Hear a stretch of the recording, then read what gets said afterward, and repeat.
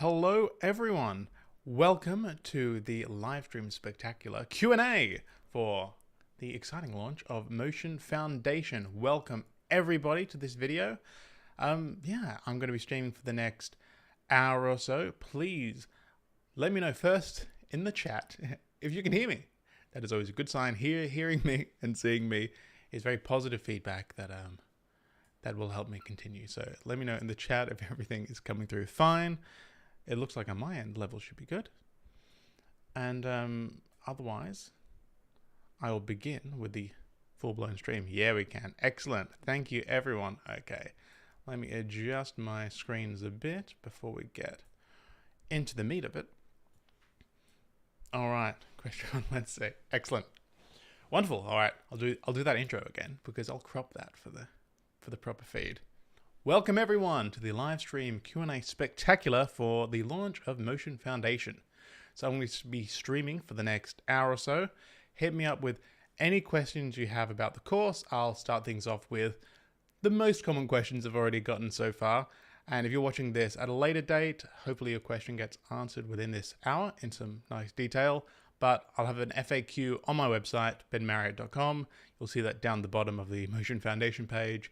And also just email me at ben@benmarriott.com if you have any questions also. All right, now, let me start off by saying the first question that I always get with any of these courses is, how is this different from YouTube? I have a lot of content all over YouTube covering a lot about After Effects. We have some more beginner stuff. Most of the stuff on YouTube is intermediate or so, but I think I've come up with the perfect metaphor, and that is that the tutorials on YouTube are a lot like a recipe. So they're a recipe of how to make strawberry cake. You can watch a video, you'll learn, hopefully, how to make a strawberry cake, and then there's also recipes for how to make brownies. You'll learn how to make brownies, how to do this effect in After Effects, how to work in this style. You do enough of those recipes, you're going to know how to make a lot of cakes.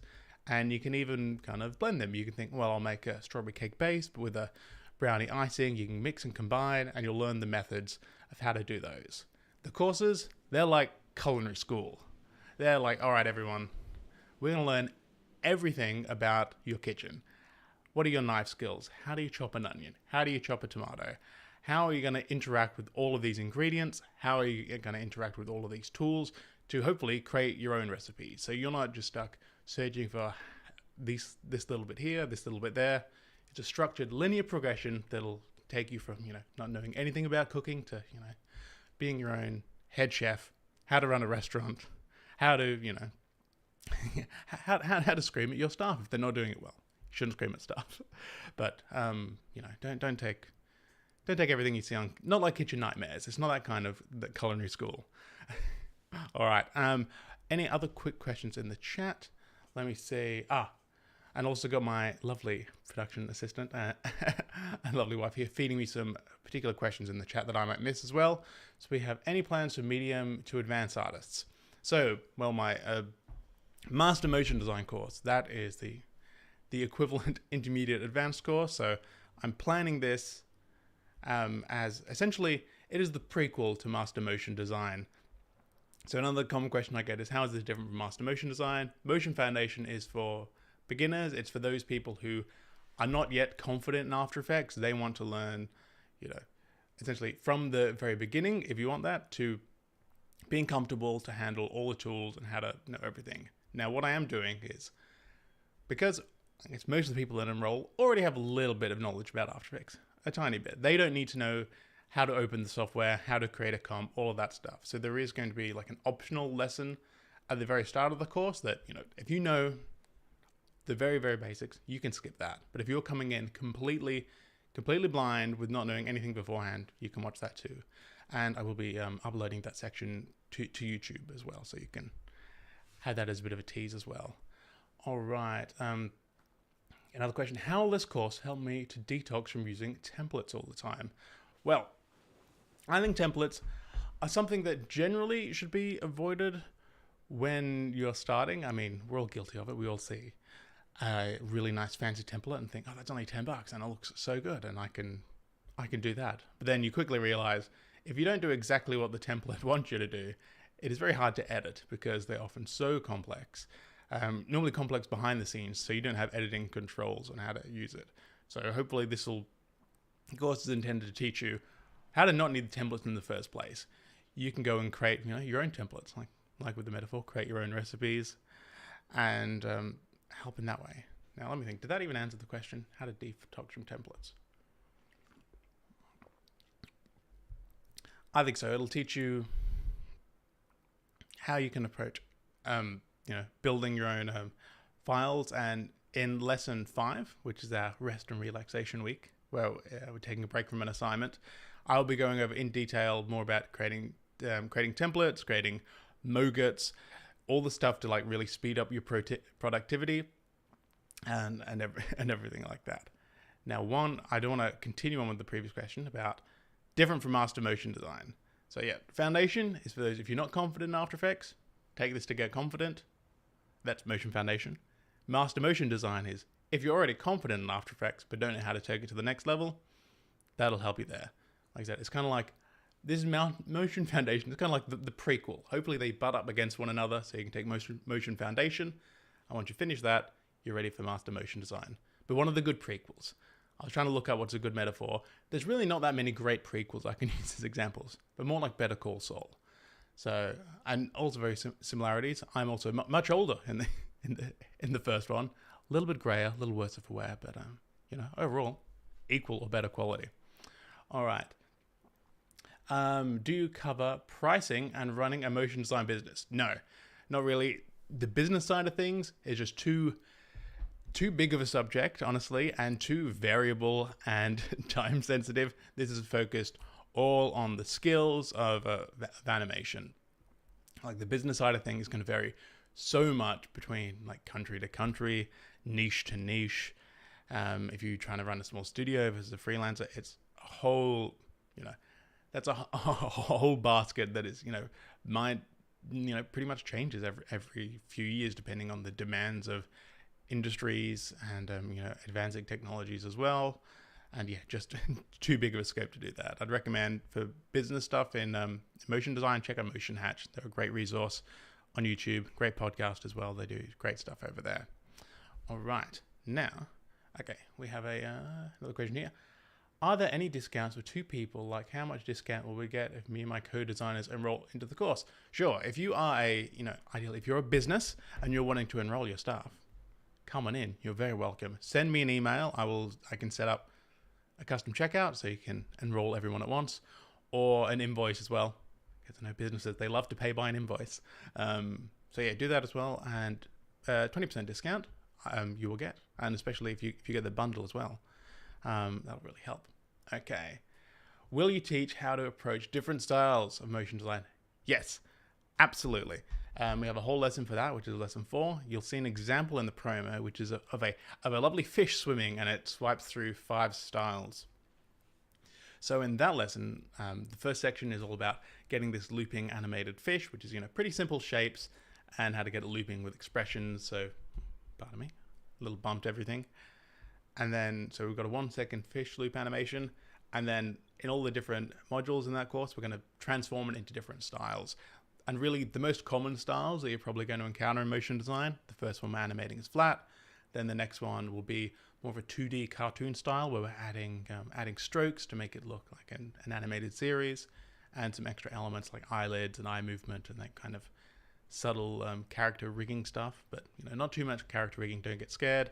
Then we're adding a whole bunch of like gradients on the next style, and then like an animated texture style, and then like a photo collage style. So you can see how to approach the same animation in different styles, because really the style of an animation doesn't vary all too much. You're still animating the same thing. And that's really, one of my big philosophies in teaching animation, and especially in this course, is that all animation is pretty much made from the same foundational building blocks. And that's really what this course is going to focus on. This course is not how to know every single panel in After Effects, how to know every single effect, how to know every single thing you're going to encounter. It's what are the 20% of skills that you're going to be using 80% of the time, or more than that. It's probably 20% of the skills 99% of the time.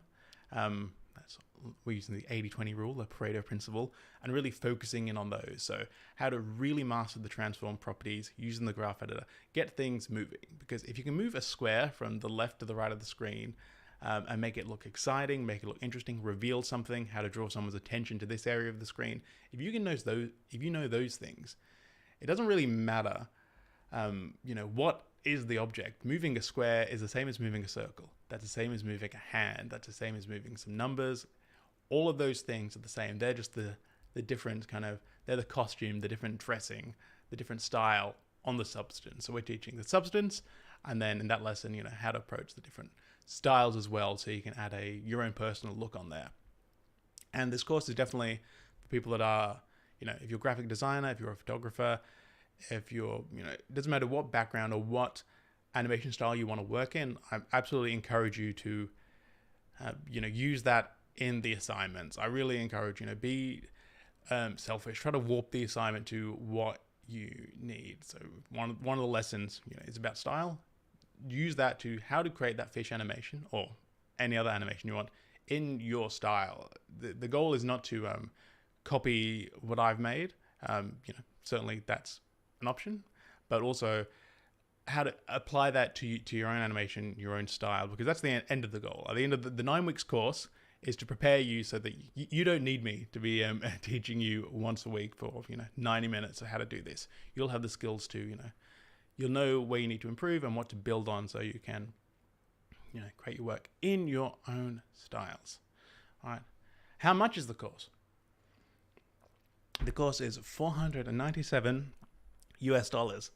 Same price as Master Motion Design. I like to keep it nice and easy, nice and simple. Lifetime access to the course. Absolutely. You enroll. You can use those files until the internet collapses and we fall into a caveman-like society. You will and even then, you'll still have access to the course. If you can find an internet connection, you'll be able to have access. So you don't have to rush through and do it in those specific 9 weeks. Obviously, incentive to do it within that first semester, because we'll have Motion Guru feedback. You'll be able to get personal feedback on all of your work from amazing team. We've got 10 awesome motion designers that are helping me give feedback. So, if you can, complete it within that, but no need at all. Take your time. I know, lots of things happen. You got life, you got jobs. There's no rush at all. All right, we have another question. Do I need to be good at drawing to take this course? Not at all. No drawing skills are required. I will be providing all the design assets and multiple ones for each assignment, so you don't have to create the one that looks exactly like what I've made.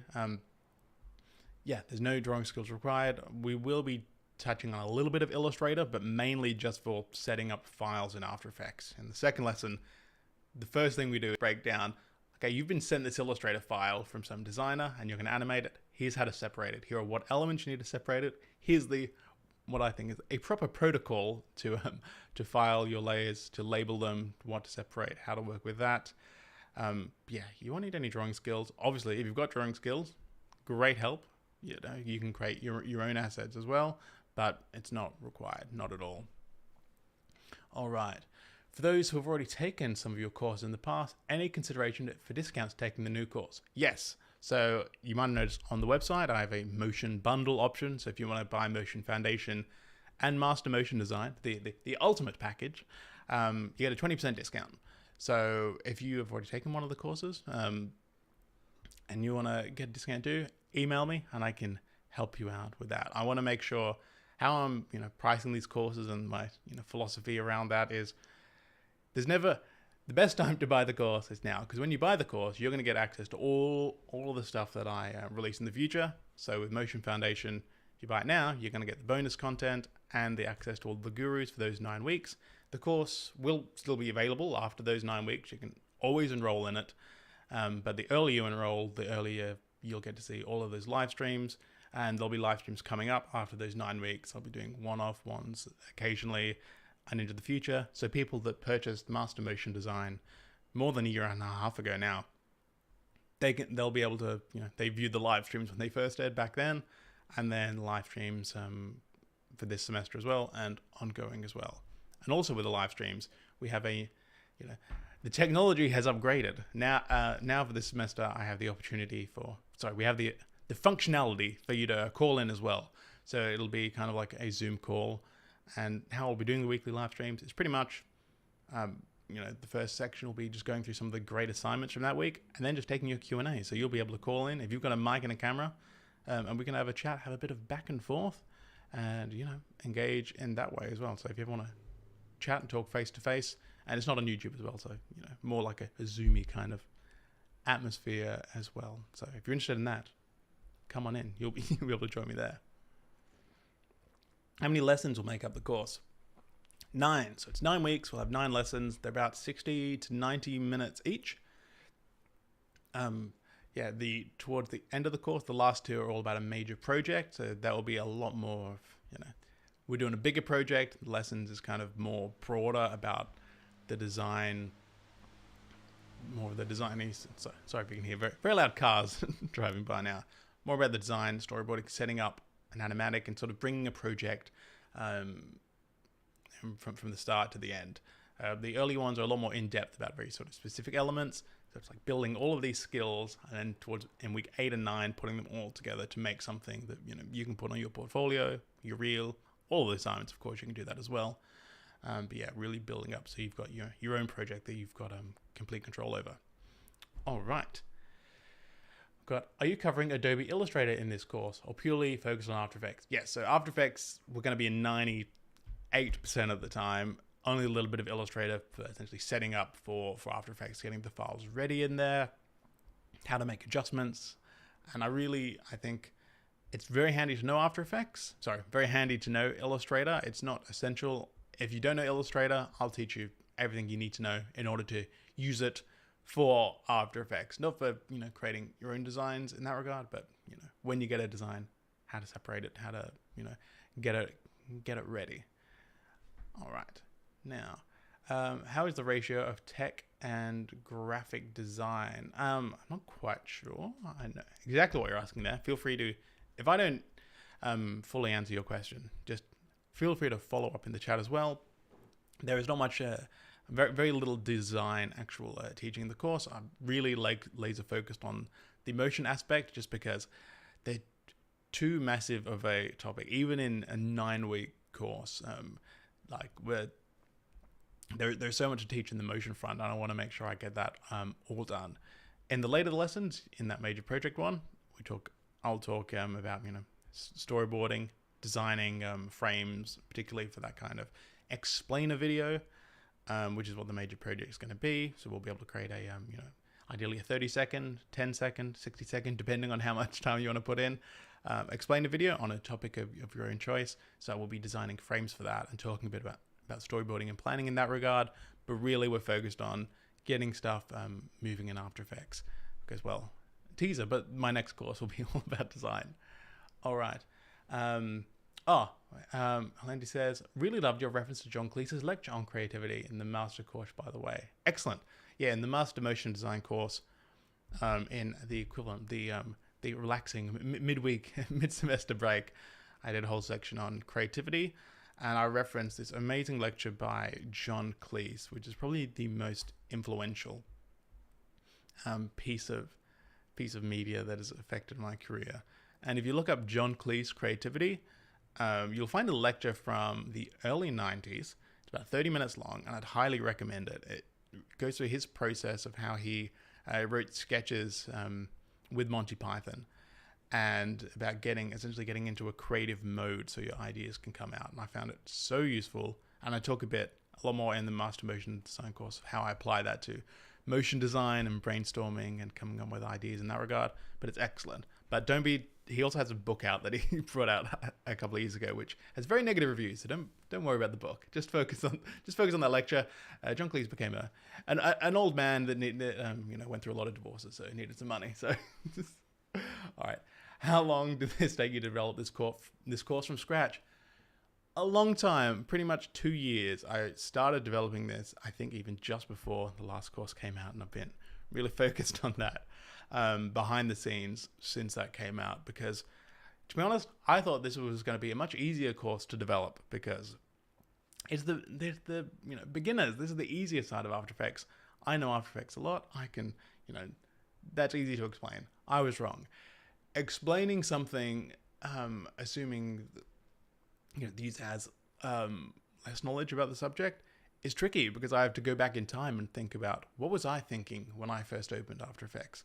When I first opened the value graph editor, I was like, what on earth is this? So really trying to figure out what it was like back then. I talked to a lot of beginners about the process and what they're struggling with, and figuring out the best, essential formula and path to get them, from, not so confident in using the software to being like, okay, I can tackle pretty much anything, or if I can't tackle anything, how to learn how to tackle anything. And I will show you. These are all my notes for the course. You can see a very big stack. These are pretty much just for the designs of the lessons. Some of them came pretty easy. Some are only about 4 pages, but I think lesson 1 is the thickest.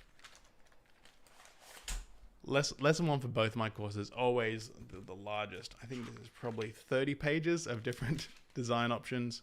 You can see some details and teasers there, because that is really the hardest part, is figuring out, okay, I'm teaching, I want to explain this concept, but I need a design that looks good, and something where walking through making the project is going to explain these concepts, because I really think that the best way to learn is by doing, getting you to actually build something so you encounter those issues and how we're going to solve them, because that is really like maybe not 90% of the job of a motion designer is problem solving. It's figuring out, okay, how do I make this? I've got these elements. It needs to look something like this. How do I go about it? So we're going through that a lot in the course, but also it's figuring out, well, how do I make something that we're going to encounter these issues and learn how to tackle them, but not these issues, which are so advanced that are going to, scare us away. Trying to, explain the value graph, the speed graph, overlapping action, mats, masks, feathers, effects, all in, all in 60 minutes is too much. So it's figuring out, well, which elements do we want to learn in what order so we can, progress upwards smoothly. So that was tricky as well. And also, another similarity to my prequels metaphor earlier, there is also, with the Star Wars prequels, although they got a bad rap. Much more respect to the Star Wars prequels now, but everything was a lot more CG. R2-D2 has way more powers and can hover and has way more tricks than in the later movies. And you're like, how did he do that? Why did the earlier ones look so much better? And I kind of think my designs for this course, I think are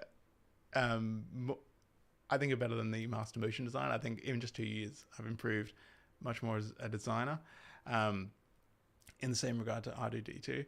And I think that's largely because in the master motion design, it was creating, simple designs because the animation can do all the work. We're teaching really sort of advanced techniques there. But in this one, it's, I really wanted to show that with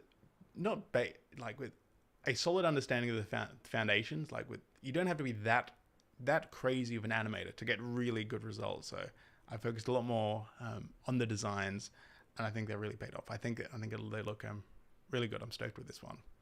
All right. Okay. Have you ever tried to create a lyric video before? No, not really. Well, I never made one for a client or anything like that. They're very tricky. I did experiment with making sort of kinetic typography that was probably one of the first projects I did in After Effects back in 2009, 10, when that was all the rage. You see them on YouTube, like the words are coming in like this, and then they rotate and they go like that. And that was, one of the first projects I learned After Effects for, but not so much lately, and not for a client. All right. Are there any text or logo animations? Yes, we'll be doing some text animation, not fully logo animation, really because my philosophy is if you can animate a square, you can animate a text. Text is just square in the shape of a letter. Same with a logo as well. All the scenes are built so that how you approach animating this, you can use those skills to approach anything else as well. Yeah. We've got all right. Xian says Firstly, congratulations on the new course. Thank you very much. Secondly, Master Motion 9 is spectacular, and I've learned so much. I cannot recommend it highly enough. Well, thank you very much. Thank you so much for the plug. I appreciate it. It's great to hear good feedback from the students like that. Very, very glad that you found it very helpful. Oh, there's a very nice comment in the stream I can see as well. Do you conduct separate live streams for Foundation and Master Motion students?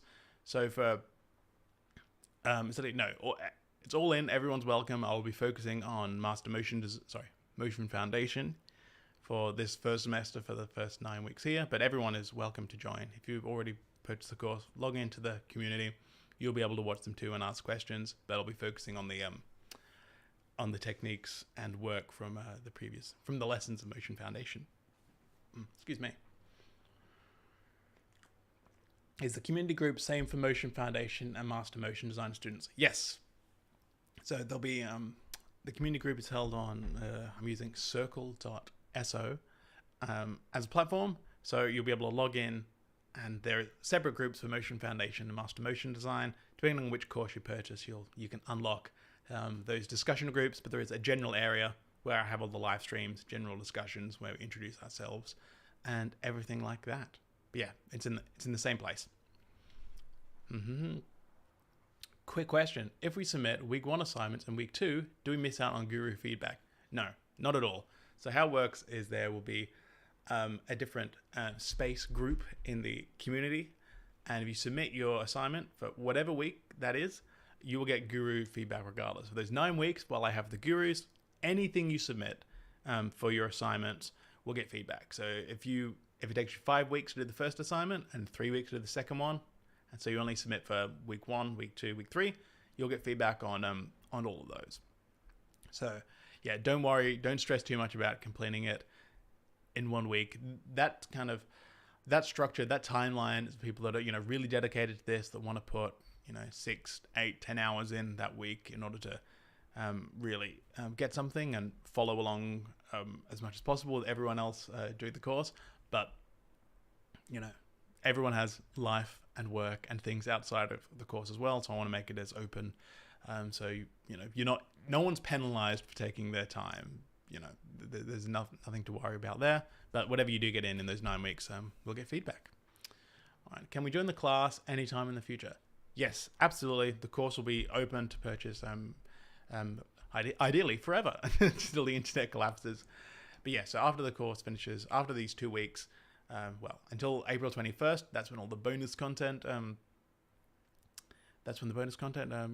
will run out. That's a special promotion for all you early birds out there. But after that, you can still enroll in the course, go through the assignments. You'll still have a great time and learn loads. You just won't have the the guru feedback, the weekly live streams, the full bonus project breakdown, and additional assignments as well. They're the incentives to get in early for the same price. But yeah, you can enroll whenever. Same with Master Motion Design. They'll always be available to go in and do your own pace. All right. Do you provide access to the plugins you use for the course? There will be no need for that. There are no plugins being used in this course. In Master Motion Design, we do use 2 plugins, which are free. But yeah, no need to use the plugin. No need to worry about that. I really think a plugin free diet is the best way to learn After Effects. I think it's just far too tempting to become reliant on plugins. The course is to teach you how to use After Effects to create your own motion, not how to use tools to do the motion for you. Now, I will mention in certain lessons about plugins I recommend that are helpful. But like the plugins that I use on a daily basis are pretty limited, and they're only really effective once you know the foundational skills of how motion works in After Effects. I remember in particular, I was using a whole lot of easing plugins. Those I think are the worst offenders to use when you're a beginner, because easing, timing, that's the whole show. That is the main skill we want to learn. Like using pace, using timing is how you dictate an eye around the screen, how you direct the attention of the audience. And if you have a plugin that can do that in one click, that's great if you need it to do that one thing. But I was clicking that button every time I wanted something to move, so all my motion was looking the same, and I just didn't know how to get bespoke motion to get it to do something else because I was limited by the tools of that plugin.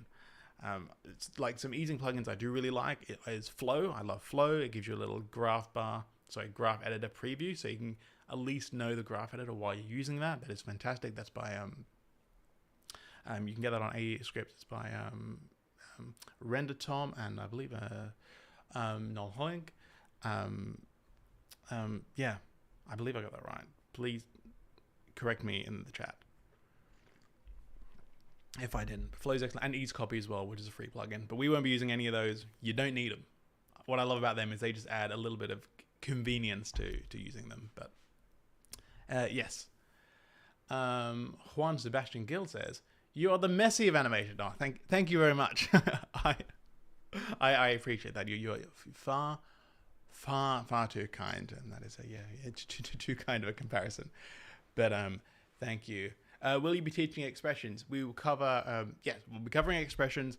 I'm not going so deep into them because I really think to get you can get 80% of the understanding of expressions by only using a few different techniques. You don't need to go super in depth because it gets really complicated first of all, and I think in a way similar to plugins, they kind of take your hands off the wheel in a regard. They're an excellent tool to learn how to automate and make animation that you can't do, especially for looping. That's what we're really focusing on. Those are the expressions I really like to use, and controlling and automating a few certain tasks that are just tedious in order to accomplish. I'm much more of a brute force animator than I am a sort of technical one, just because I like to have my hands on the wheel and know that if anything goes wrong, if I want to do anything, I know how to adjust it. I can adjust my animation that I've made rather than I've copied and pasted this 20-line expression. I don't know what anything does, and if I needed to change anything, I don't know what to do. I can just move values. I like to have things that I know how to edit, I know how to adjust, because if I've learned anything over my career in the design and motion industry, is that there will be feedback and you will have to change anything. So be prepared, know what you're going to need to adjust, because often, similar with using templates, if the client will often go, if you use a template or some big expression and set things up, you're guaranteed the client's going to say, I love it, I love everything about this, just change this one thing. And that's the one thing you can't change. And at that point, what do? You have to, if you can't change that, you're gonna have to scrap the whole idea, which the client is then in love with, and it causes more issues than it's normally worth. But we'll be getting into a bit of expressions, but nothing too crazy. If expressions scare you, you won't be scared. I like to use a gentler, softer approach to expressions. Will we need the latest version of After Effects? I'm using the latest version of After Effects. You don't necessarily need that. Fortunately, and or unfortunately for us, Adobe don't update After Effects very much. To be honest, this last update was probably the biggest we've had in a long while, and the main difference is with track mats. So I'm teaching, using the new version of After Effects, which has a slightly new system for track mats, where you don't have to have the mat on top of your layer to apply a Luma and an Alpha mat. So I will be teaching, the new method, which is, it's easier, it is better. But if you have an older version of After Effects, track mats will work slightly differently. But honestly, that is the only difference. I have a video on my channel all about track mats. It is the one with Matt Damon and Matt LeBlanc on the thumbnail. So if that's the only additional outside content you would need to use After Effects, to a later version. I think anything from 16 plus works the same. There might be some slight differences with effects and the layout, but yeah, you don't need the latest version if that's fine. All right, Ben, I took your master motion design course and I loved it. Thank you. I watch your tutorials all the time, and I credit most of my AE animation skills to you. You're an amazing animator, even a better teacher. Oh, thank you so much. You're far too kind. That is a lovely to hear. I really appreciate that. Whenever I get a message like that, warms my heart, makes my day. It's a lovely 7 a.m. in the morning here. So I'm up maybe a little earlier than I'm used to. So, that's not only made my day, that's, made my week. And how are we going for time? 7:37. Still got a little bit of time. So feel free to send him some more comments. Will you touch on new stuff in the latest releases, the colored keyframes and all that? A little bit, not too much. To be honest, most of the new features in After Effects, light colored keyframes. They're kind of a cosmetic thing that are a bit helpful to know where the guides are, but they're not that essential. I'm really sticking to the fundamentals that really should hopefully help you not only in After Effects, but any other similar software. I want to be as universal with these skills as possible, so that, if After Effects change what they do in a few years, it's not an issue. Or if you want to use a different software that, if they still use keyframes and has a similar system, you'll be able to use those. But I'm not diving into all the very latest hot new features, because they're hot and new. I don't know how useful they're going to be in a few years. All right. Do you conduct already answered that one about live streams. What have we got here? Good morning from Egypt. Oh, thank you for tuning in over there. Quick question: any tips recommended at editor beginner to make it seem like they're a pro? If you want quick things to make you seem like a pro, honestly, learn what match cuts are and apply those. That's a little trick that I think can be really helpful. Like transitions in animation and editing are really, that's what make people think, wow. And the more in-depth the transitions are, the more crazy they are, the more excited people get. A lot of it is a little bit of style over substance sometimes, so you don't need to go crazy, but just a little thing like matching the motion in one shot to another, whether it's just with a cut in an editing software, or you're moving an element up and another element up or down even. Match cuts can make you seem a lot better than your skills are. All right. Mighty says, just wanted to hop on for a bit. Thank you for joining the stream, everyone as well. I know you've all got busy schedules, and it's late in Europe as well, especially. But thank you. And I want to say thank you for your tutorials. They're very helpful and so generous. Congrats on the new course. Well, thank you very much. That was very kind to say as well. Thank you. Oh, we've got good morning from Samoa as well. Wonderful. We've got people all over the world tuning in. I do appreciate that. Excellent. Ben Marriott says, the Andrew Kramer of our time. Well, yeah, it's too kind. These comparisons. Although very excited, Andrew Kramer apparently is coming back. He released a post saying returning. So Video Copilot. We may get more incredible VFX tips as well, hopefully very soon. Do you still freelance work on client animations, or is YouTube channel online courses full-time job? It is my full-time job. This is what I do all day, every day. Most of the time, most days. Yes, the last client project I did was in November 2019. So I'm very fortunate that I've been able to make YouTube work for me, and with the course as well, and really dedicate all my time to teaching and making great stuff. So yeah, very, very fortunate for that, and I couldn't do it without you guys. So thank you so much. Any plans for music tutorials for animation in the future? I see the keyboard in the back. Yes. Yes, you do see the keyboard. No plans for music tutorials in the future. In the course, we will do a little section about timing animation to music, and sort of planning out an animatic in that regard, because that is very helpful. But yes, I get a lot of questions about the keyboard. What is this keyboard? It looks cool. This keyboard is a Casio tone. It's not that great. It's really beginner's basic first keyboard. But this, on the other hand, got a nice Korg Mini Logue analog synthesizer, which is great. I love that. Definitely, that's also entry point synthesizer, but I've really enjoyed using those. I think for the last year, in 2023, most of the videos on my channel use, I've written the music for the background. Don't listen closely, they're mixed awfully. But, for the genre of background music, very low in an animation tutorial, that genre I'm learning to get better at. Excellent, thank you. Ooh, we've got a slightly philosophical question. How do you know when a project is finished? Well, there's a great quote that says, an artwork is never finished, it's only abandoned.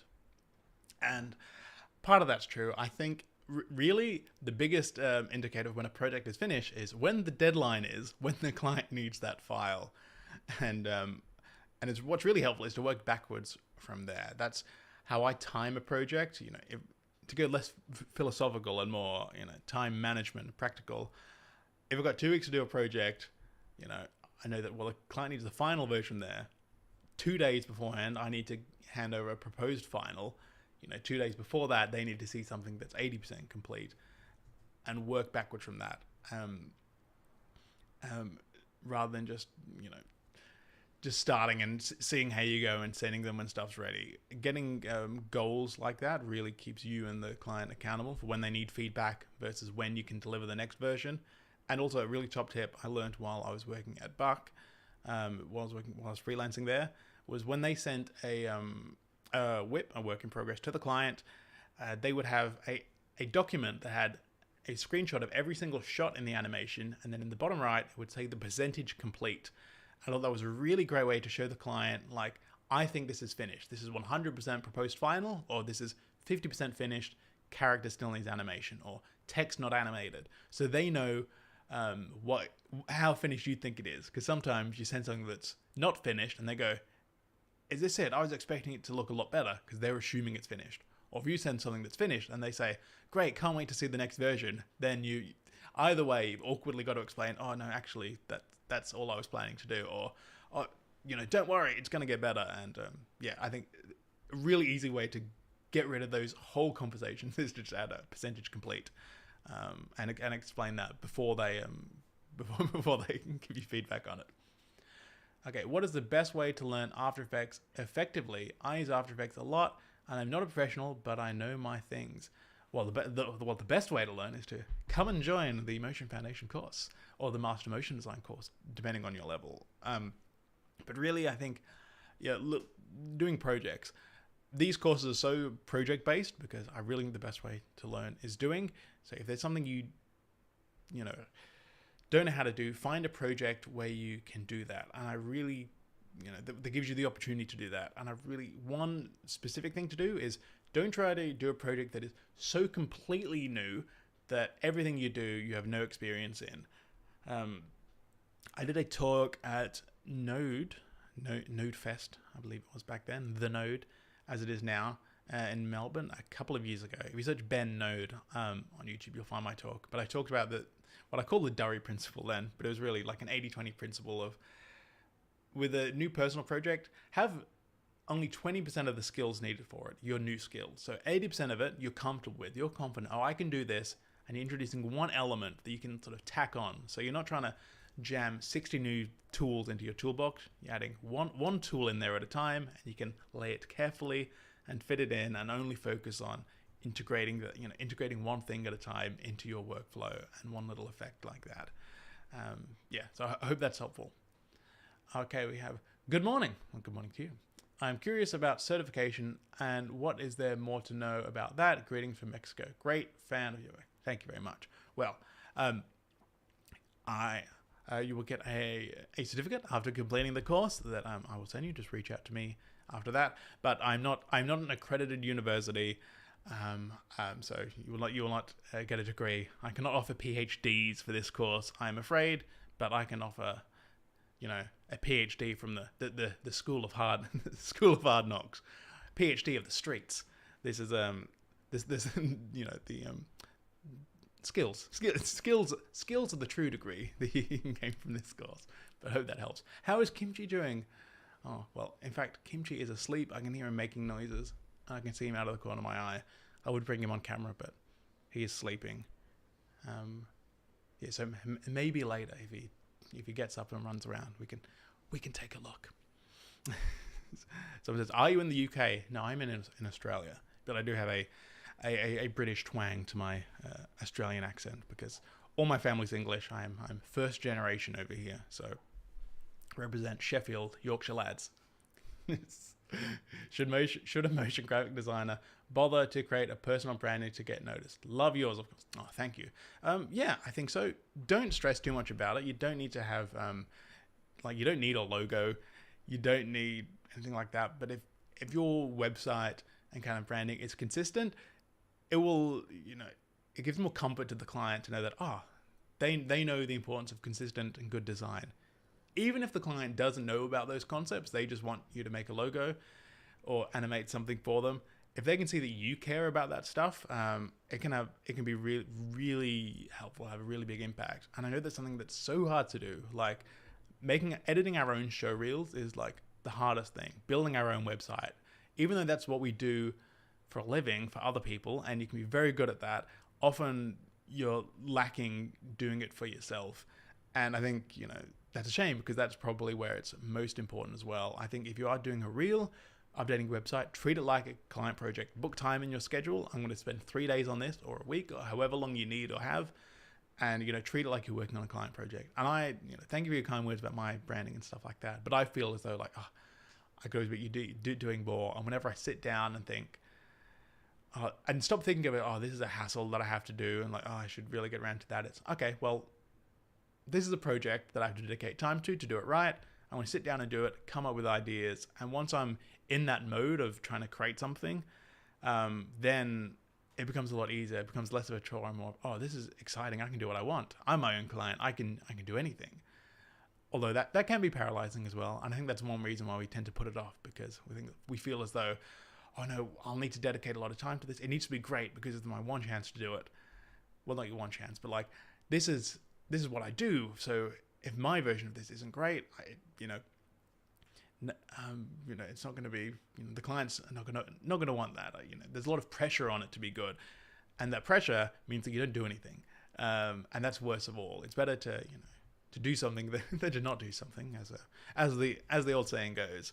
What I mean to say is, there's the saying, perfect is the opposite of done, and I agree. So don't try to only do it if you can do it perfectly. Do it as much as you can, and that's better than nothing. Will you have element of drawing and will you have an element drawing and design courses? I think I mean in this course. So in this course, mainly really laser focused on animation skills. There is the context around design and storyboarding and animatics and that kind of regard in there, especially in the later projects where we are going to create something from scratch. I will be touching on planning out storyboarding and designing, but it's not going to be a huge element of the course at all. In the future, I will be doing a design course. That is my next project for the future. But so once I get through this, which I'm very excited to do, I'll begin work on that. In color correction, how do I know the color looks right? Well, if you're talking about color correcting your footage, really, whatever looks good is good. There's no specific way. If you find that it looks great, unless your monitor is completely broken, it will probably look good elsewhere.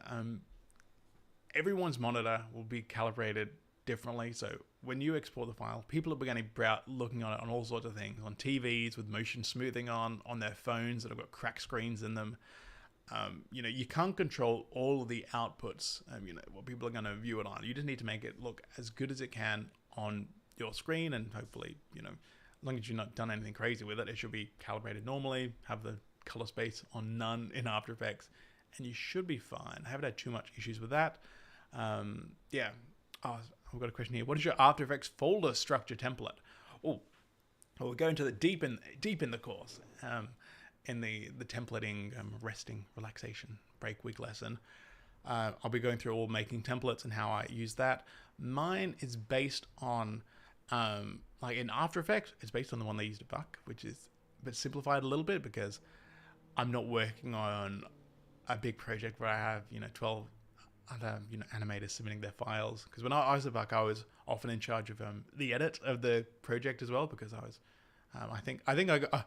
Unfortunately, I got too good at being able to harass people to give me their renders on time and keeping the project really well structured and organized. So I did that a lot. And so I learned techniques of like, how to import, if you've got 8 people that need to add files to this project, in a 30-minute window, how to organize it so you don't get lost and everything gets updated at once. So I'll talk a little bit about that in the course. But really, I just like to have... I've reduced that now, so I have a folder for assets, a folder for comps, and then in each, in the comps folder, I have a folder for pre-comps.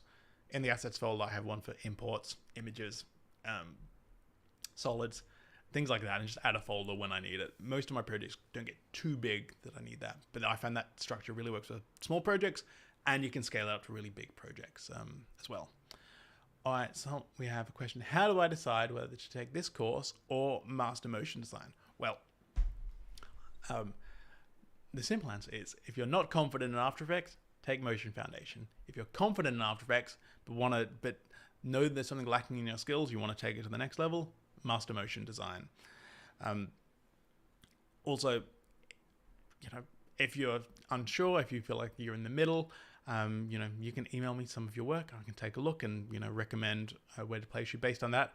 But really, if you enroll in either course and either you find Motion Foundation is too basic, after a few weeks, you're like, I already know these skills, I think I should have taken the more advanced one.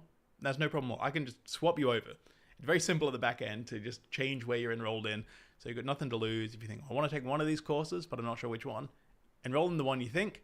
And then if you find it's too advanced, I can move you across to the other one, and vice versa. But I try to, structure them so that you can apply your own skill level to the lessons there, and especially push that into the assignments. All right. Is the tutorials in the Motion Foundation course detailed enough to show for slow learners? Yeah, absolutely. I like to go in a lot of depth, so I've not moved on from a topic until you know enough to use it and know how to take full advantage of it. There was always more to learn, of course, but yeah, I've tried to be as detailed as possible. What I don't want, and what I really dislike, is when I see a tutorial and they just show you, well, here's how to do this, and then it's like, oh, and start something and then just cut to something else. Unless that's the style of video where it's more of a breakdown. I go really in depth, which is something that I can't really do on YouTube that much because YouTube rewards quick wins and retention and things like that. So maybe some of my videos have a little bit of that breakdown flow to them, but I got a lot of in depth here. We've got a hello from France, Midnight here. Do you have a Discord server? Well, I just got to start a Discord server, but all of the core stuff is in a private community, which is hosted on Circle, which I think is a much better platform that I prefer to use. Because to be honest, I find it difficult to use Discord. I find it too confusing and too intimidating having work stuff and fun stuff and gaming stuff all over there, and things just getting lost in threads. So I prefer a more laid out structure for everything, so you can quickly search and find things, not just based on time, but sectioned into courses and different lessons and things like that. So that's why I'm using Circle. All right, so hey Ben, really considering taking this course. It's a bit suitable if I'm in the UK. Of course, nothing wrong with being from the United Kingdom. I'm a proud holder of a UK citizenship. Yes, yeah, absolutely. There is no the only live element is the weekly live streams. But other than that, yeah, of course, there'll be no disadvantage taking the course anywhere in the world. All the lessons are all pre-recorded, so you can watch them at your own time, and you can pause them, go do what you want. There's no obligation to be at somewhere at a specific time. The weekly live streams I'll be doing, I will alternate times every week. So you're in the UK now, so it'll be very late for you. So I try to be understanding of that and adjust it so I'm not only doing live streams for the American time zone as well. So I normally alternate between doing a morning stream and an evening stream in Australia. So if I do one in the morning, it gets the Americans in the afternoon and you're really late at night. And then I do a night stream, which will get the Europeans in the afternoon and Americans late at night as well, or early in the morning. So yeah, you'll be covered. All right. But hey Ben, love your work. Thank you very much. I struggle with being organized. Is there a place to see how you do that the best way? I always end up with a comp full of pre-comps. But is that the right way? I've always ended up, is that the right way? Well, it depends. If it's too full of pre-comps, it's not the right way. So essentially how I organize specifically with comps and pre-comps, I make a comps folder. I have sort of one level of comps that are of the same importance. And then I have pre-comps where any pre-comp goes into that. If I have like more than 8 pre-comps and it's confusing, I will just add another folder into that. So like all these pre-comps are like, Maybe they're all background elements. So I have a comps folder, and that'll have main animation, shot one, I'll have the full edit, shot one, shot two, shot three. A pre-comps folder, I might have background elements, and in that I might have clouds. If I have 8 different animated versions of clouds I'm using across the scene, so I just put them all in one folder.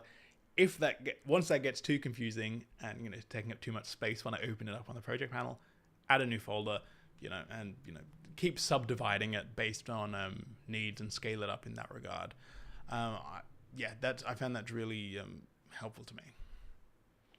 Hi Ben, is this course suitable for anyone without any AE skills? Yes, absolutely. So if you've never opened After Effects before, this course will be able to help you, guide you through that. So I will have, there's the first optional lesson, which is for those, hey, if you've never opened After Effects, if you don't really know what you're doing in here, the UI is confusing and weird, there'll be it's full 1 hour lesson introducing you to that. And then, that unlocks the first week, same as the regular week 1 lesson, which is, more taking you, a little bit further than that, because I know a lot of people, you don't want to have to sit through the very, very, very, very, very basics that already know how to make a comp, how to, make folders, what keyframes are, those kind of things. If you watched a few tutorials and made a few projects, you can skip that section. So that's an optional one. And I'm going to put that one on YouTube. I'll be uploading that next week. So see that'll be a little welcome to After Effects. It should be called. What do you think is necessary skills to have for making 2D animations like a logo intro, etc.? Really, I think the foundational skills for those kind of animations are really the same for anything. You need to know how to use the transform properties, rotation, scale, position, and know how to use the graph editor for timing. Also, shape path will be useful, and masks and mats, depending on how involved your logo is.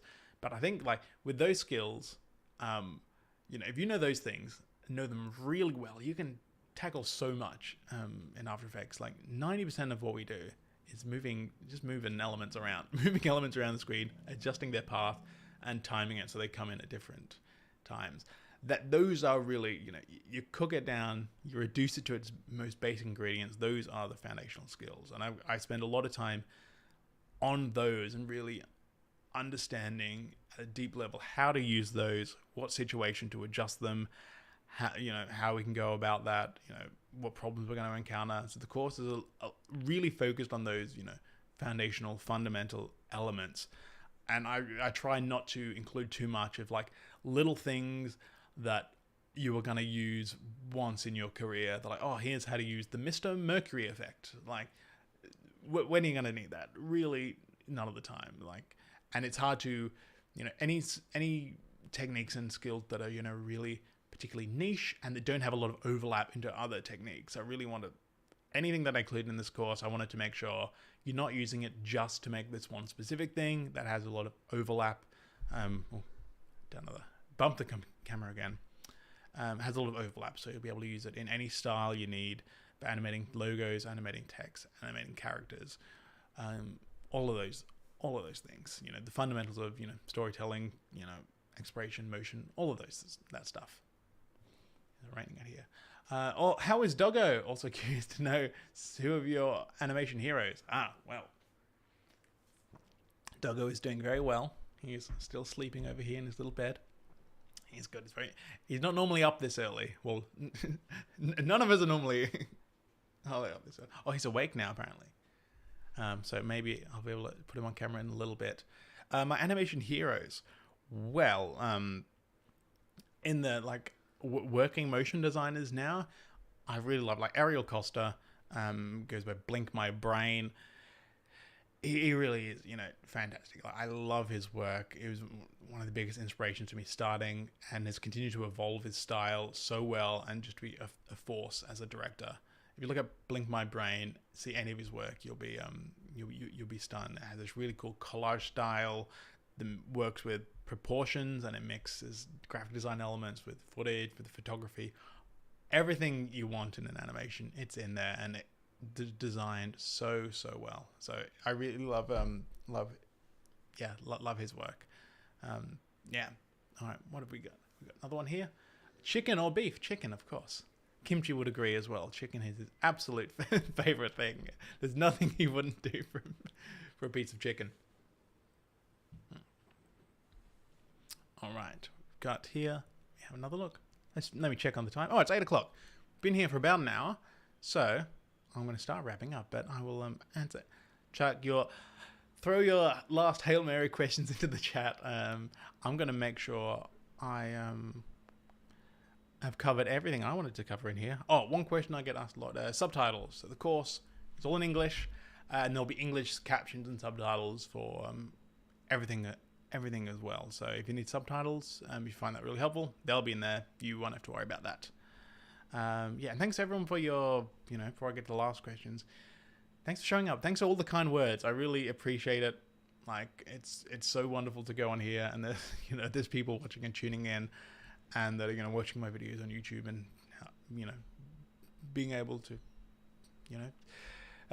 do this for a living, and then seeing all of your work whenever people send me their reel or stuff that they've learnt through watching my tutorials or the course as well. It is fantastic. So yeah, thank you so much. Couldn't do it without you, really. Hang on. So let me have a look at last questions here. Here we go. So it's nice. Huge fan of your work, and I've been waiting for the launch of this course. Thank you so much for your patience. It's been a long time. Curious what you consider when developing this course different from some of the popular online motion courses out there. Okay. Well, really, what I try to do, I think to make this course stand out, I really want to, make sure there's a lot of me in it as possible.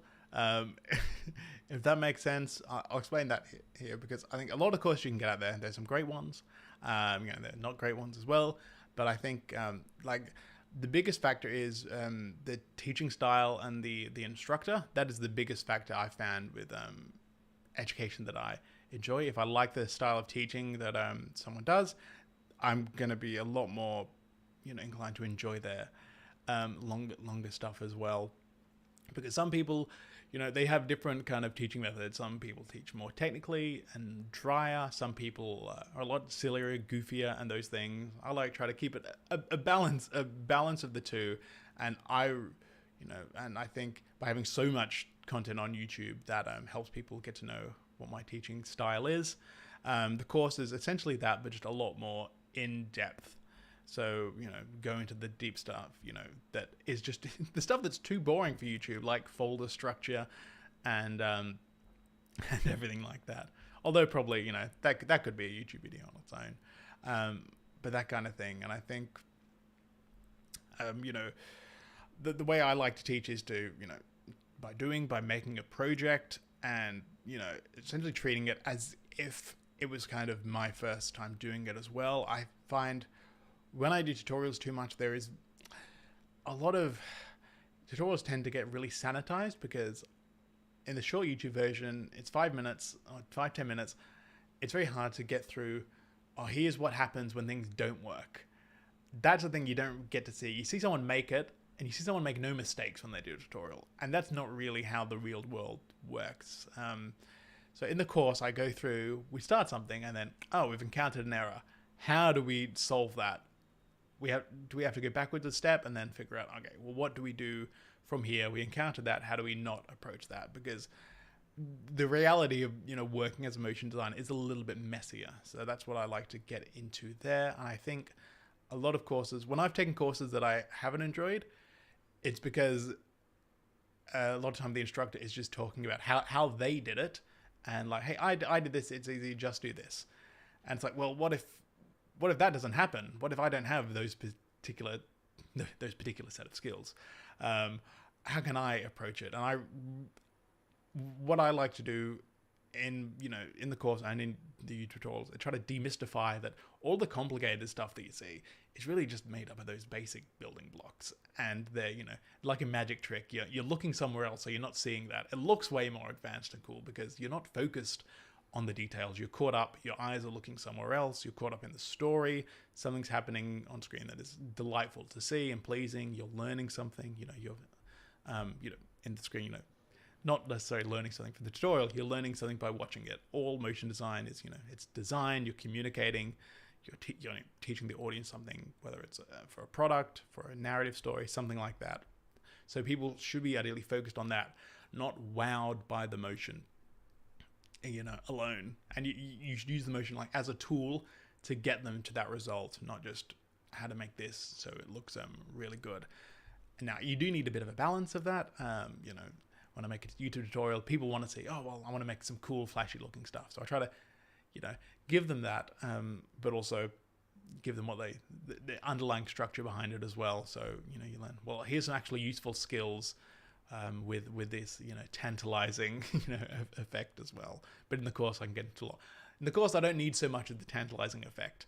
That's in the promo. That's all hey, here are the lessons. They all look cool. You'll make this, cool looking animations. But while we're there, we'll be on that journey. I'll be shoveling you the useful but boring information, and hopefully making it a lot more exciting on there. Yeah, I think that hopefully covers that question. All right. Is there someone I should send over some of my work to consider enrolling? I'm interested in the course, would like some reassurance on what you'd recommend. Yes. So if you're unsure whether you're the right level for this course or the Master Motion Design course, email me. I can take a look at your work. More than happy to do that and say, yeah, I think you'd be more right for this course or for this one. Or if you're like, hey, stop showing off. You're too good. You don't need any of this. Yeah, I'll be able to help you there. ben@benmarriott.com. It's my email address. There's a contact form on my website as well, which you can send stuff to as well. Thank you very much. All right. We've got, will you be able to enroll the course after it starts? Yes, absolutely. So the course will always be available to enroll. It's this launch period between April 21st. If you enroll before then, you get all the bonus content. So you can enroll afterwards.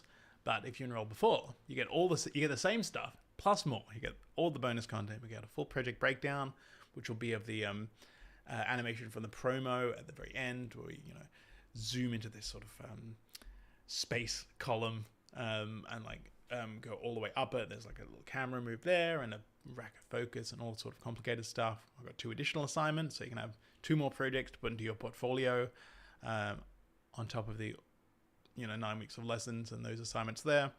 And most importantly, the Motion Guru feedback, which I think is the most valuable part. I've got some amazing, really some of the best motion designers and animators, designers out there. We've got a whole bunch of Buck alumni, current senior designers there that are, will give feedback to anything you submit within those 9 weeks. So if you think about enrolling in the future, may as well enroll now, because then you get the bonus stuff and you can take advantage of that now or later. Yeah. Thank you very much. All right. I think it's approaching time to wrap up, unless there's any more questions. And ask my producer over here. Okay. I'll have a look at some of the questions. And let me see here. DaVinci Resolve Fusion for motion graphics. I haven't used either of those, to be honest. I hear Fusion has some good stuff, but really, I stick to After Effects. It's the industry standard. Everyone's using that, and it really, from what I understand of those other software, is the way to go. But I have seen people use DaVinci and stuff that looks pretty impressive for certain elements. Certainly for over an edit or VFX kind of things, it can be really good. I'm stuck without a job to put together a reel, but I can't find a job because I don't have a reel. What do you recommend in that situation? The old, you need experience to get the job, but you can't get experience without the job. Honestly, just make personal projects. There's no one stopping you from making stuff on your own time. Put that in your reel. It's okay. My earlier reels were like 70% personal projects. People don't care that much. If they can see you've got the skills, that's going to be enough to hire you. And that's, the biggest thing that you have, right now. If you don't have client projects to put in, you got to make your own projects. And you can try to make them look like client projects. You don't have to. I would encourage you to make the work that you want to make. as long as that has some sort of commercial application or a mix of both. But yeah, just put as much personal projects in there as possible. If you don't have projects, make projects. Really, that's the best advice I can give in that scenario.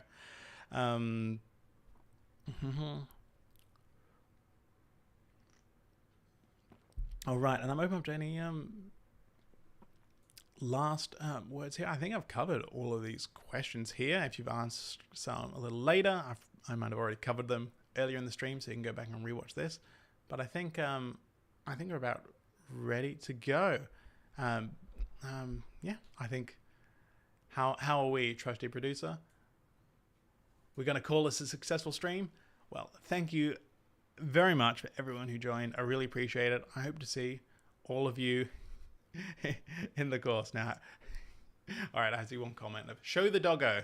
I think that's going to be our grand finale. I'll grab him and then I'll sign off.